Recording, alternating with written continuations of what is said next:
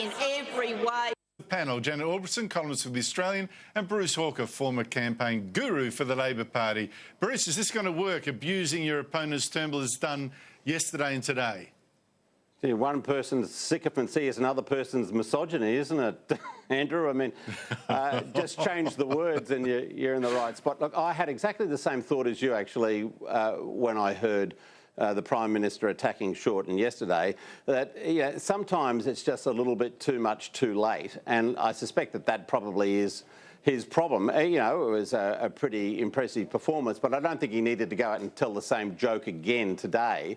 I think that sort of diminished the impact a little bit. But I think you can actually have some effect in bringing down and dragging down the public's impression of your opponent, but I don't think it necessarily saves you from the day of judgment with your own party, and I suspect that's where he's heading, and that's why he really felt he had to put on a big performance yesterday.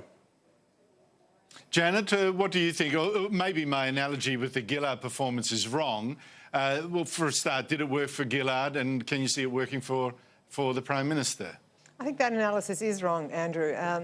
If you go back and remember that misogyny speech, you had a desperate Prime Minister making baseless allegations, seeking solace in victimhood, doing nothing for a cause that she had pretended to be fighting for years, which is the cause of women, who was basically saying to Australian women, when things are down, get the gender card out, play the victim and see how that goes for you. Don't worry about ethics, don't worry about, the real causes that women should be fighting for, just play the victim.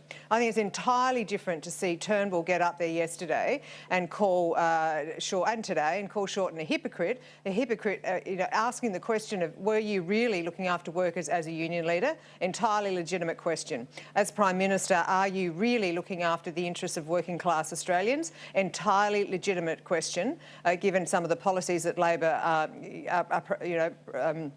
arguing for, most especially their energy policy. So these are all very legitimate policies. He went harder than we're used to. Maybe we need to get used to that. I don't think that's a bad thing at all. I think we need to see more of that. Remember, character matters. You can say, well, do insults count?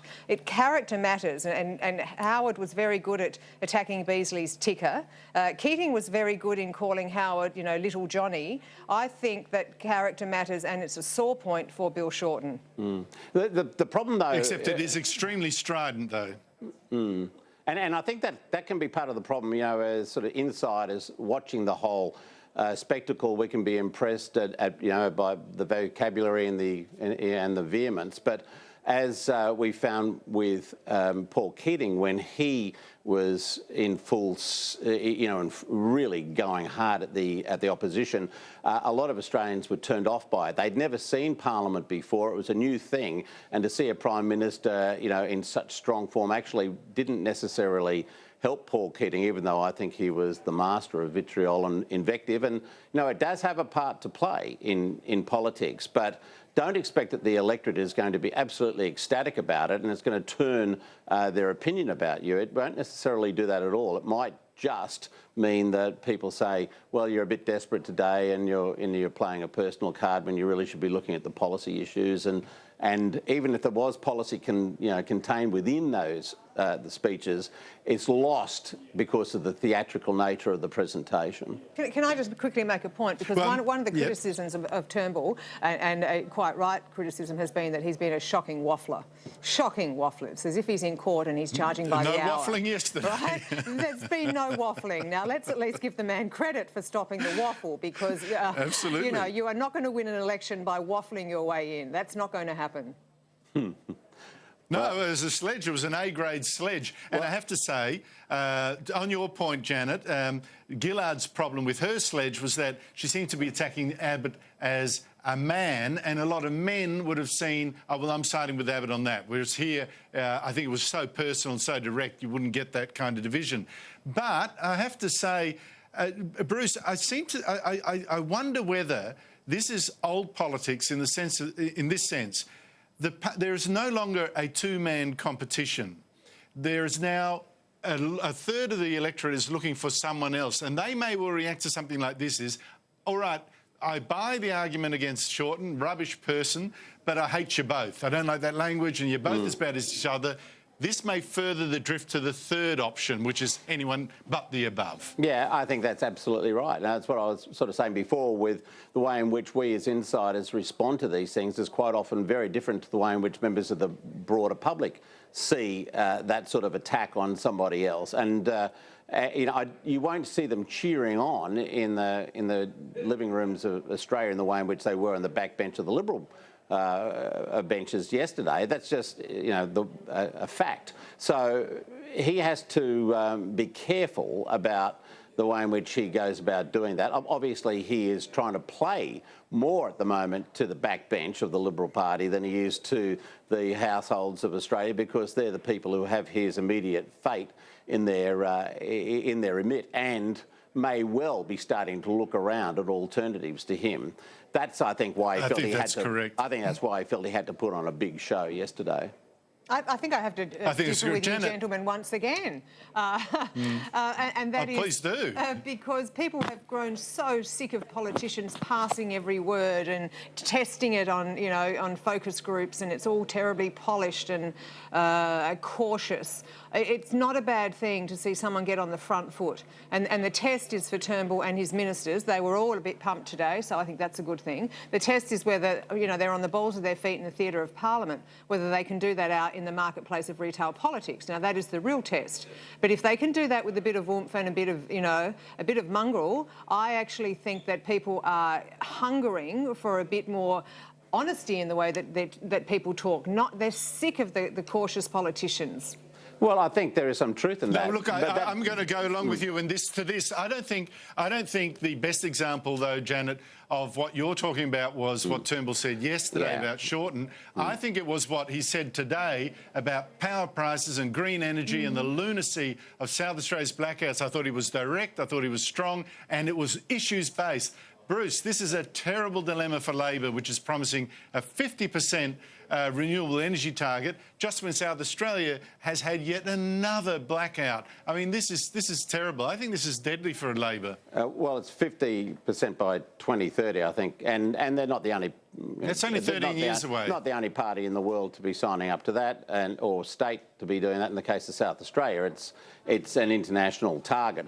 But I take that point as well, and I think they're in a world of pain in South Australia as a result of these blackouts. Now, the Treasurer Kutsentonis came out today, and I don't know why this wasn't played out before this, but pointed out that there is a reserve gas supply at Pelican Point that wasn't utilised either in this instance or in the big blow a few months ago. I mean, that staggers me as to why the regulator or the operator hasn't done that. But it also staggers me as to why the South Australian government hasn't made a bigger noise about it until now, because they could have avoided that power shedding that went on in South Australia. But I'll say this, I think it is a very significant problem. I think they've got to go back and revisit it and have a real hard look. I think you're right. It's interesting, Janet, that the West Australian Labor Party, its own energy minister, a spokesman, last year was taped saying, "Oh yes, we've got a 50% energy target." Today said, "No, we'll decide our energy target after the next state election later this year." They're clearly panicking. I wonder how long it'll take for federal Labor to panic, or does Bill Shorten have to please the left of his own party and stick with it? Well, it's not only the left of his own party, it's Green preferences that he has to claw back at every Correct. election. So, there's a double whammy there. But, boy, I mean, how much evidence, if you are interested in evidence-based policy, how much evidence do you need? I mean, does South Australia need to be, blacked out for a week? This has now happened 3 times in 3 months. You've got the Water Minister, Ian Hunter, last year, crowing that he was proud to be living in a state that was a living laboratory for low carbon or no carbon.